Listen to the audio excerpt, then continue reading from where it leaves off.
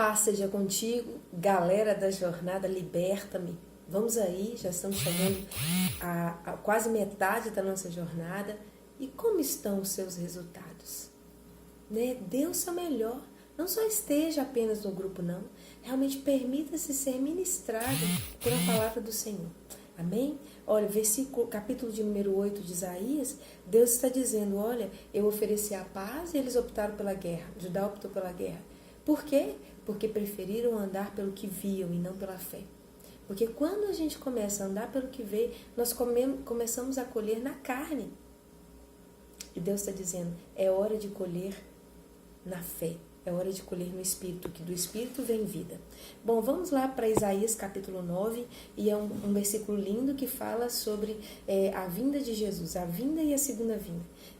Isaías começa a dizer, olha, não vai haver mais escuridão, não vai haver mais aflição, Deus vai aumentar a alegria, vai destruir o jugo que oprime, e Deus está dizendo, olha, eu vou castigar o opressor, eu vou terminar com essas batalhas, porque eu vou trazer vitória. Aqui está falando da segunda vinda de Jesus. E logo depois ele fala da primeira. Por quê? Porque o menino nos nasceu, um filho se vos deu, o governo está sobre os seus ombros, e ele será chamado maravilhoso, conselheiro, Deus forte, Pai eterno, príncipe da paz. Ele estenderá o seu domínio e haverá paz sem fim, de novo da segunda vinda, sobre todo o trono de Davi. Porque ele julgará e ele reinará com justiça e retidão. Versículo 7. Se eu quero viver o que Deus tem para mim, e se Deus me coloca no governo, eu tenho que julgar e direcionar e administrar tudo com justiça e retidão. Aqueles que julgam assim, Deus faz permanecer nos governos, porque começa a se parecer com ele. Bom, logo depois, Deus fala sobre a sua ira contra Israel. Aqui eu queria que a gente se atentasse um pouco.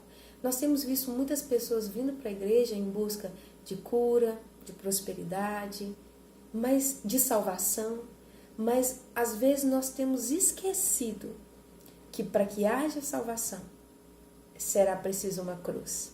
Para que haja uma cruz será preciso o arrependimento.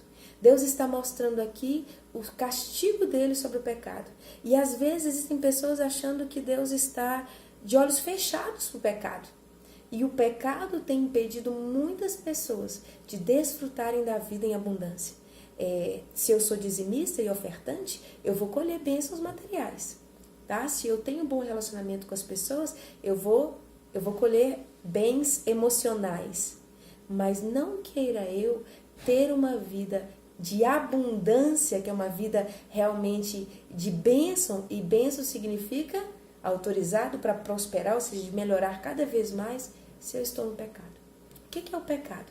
Existe o pecado ativo e o pecado passivo. O pecado passivo é quando eu deixo de fazer algo que Deus quer que eu faça. Quando eu deixo de perdoar, quando eu deixo de orar, quando eu deixo de ler a Bíblia, quando eu deixo de me alimentar mais na igreja, de ter comunhão com os outros, que a Bíblia diz em Provérbios 18:1, que aquele que é tolo, né, aquele que surge contra a verdadeira sabedoria, esse se isola. Mas se eu preciso me desenvolver e ser aperfeiçoado, eu preciso ter relacionamento com as pessoas. Então Deus está dizendo, olha, eu me entristeço com o pecado. E por mais que eu tenha misericórdia e que eu alongue a minha misericórdia por amor a vocês, um dia vai chegar o dia da justiça. E pode ser hoje, pode ser amanhã. Deus continua achando prostituição pecado. Prostituição é fazer sexo fora do casamento. Deus continua achando mentira pecado, porque o pai da mentira, o criador da mentira é Satanás. Deus continua achando, idolatria pecado. Eu colocar outra coisa, outra pessoa no lugar de Deus. Deus continua achando adultério pecado. Ter relacionamentos fora do casamento se você é casado. Deus continua achando maledicência pecado, que é falar dos outros. E na frente está tudo normal, mas por trás está falando. Deus continua crendo e fazendo a diferença. E Ele está dizendo aqui, olha, eu vou punir. Porque, versículo 12, a mão do Senhor está estendida para trazer juízo. E ele diz, olha, por causa do orgulho. O que é o orgulho? É aquele coração que tem dificuldade de se arrepender. né? Olha, a dureza do coração. E interessante que o propósito amoroso de Deus ao permitir os castigos é que nos rendamos a Ele, que a gente se arrependa, que a gente diga, não, eu errei. Eu errei várias vezes, mas eu quero me arrepender. Só que quando a gente vai endurecendo, a Bíblia diz que então vem o juízo de Deus. Os falsos profetas e líderes estão desviando o povo do caminho. Mas Deus está levantando profetas que vão aproximar pessoas de Deus, que vão aproximar pessoas da palavra, da Bíblia. Então Deus está dizendo, olha, eu vou destruir a nação que se rebela e que anda em pecado. Mas vai surgir um renovo.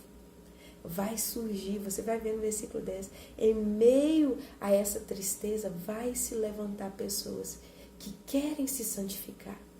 Porque, olha, se eu planto na carne, eu colho na carne. Se eu planto no Espírito, eu colho no Espírito. E isso transmite santidade. E eu queria observar. Um dia desses eu vi no Face uma pessoa colocou uma imagem de uma pessoa antes de Jesus. E depois colocou a mesma imagem da pessoa depois de Jesus. E falou assim, olha, Jesus muda por dentro e não por fora. Mas eu fiquei triste com isso. Eu falei, olha, tudo que é mudado por dentro reflete por fora. Aquilo que a gente tem na raiz aparece no exterior. Se eu tenho alimento, vai fluir nos meus frutos serão grandes, serão fortes. Se eu não tenho alimento, então aparece sim do lado de fora. E Deus está perguntando se você consegue negar as coisas do mundo para escolher Jesus. Negar mesmo. Olha, beijo no seu coração, Deus te abençoe.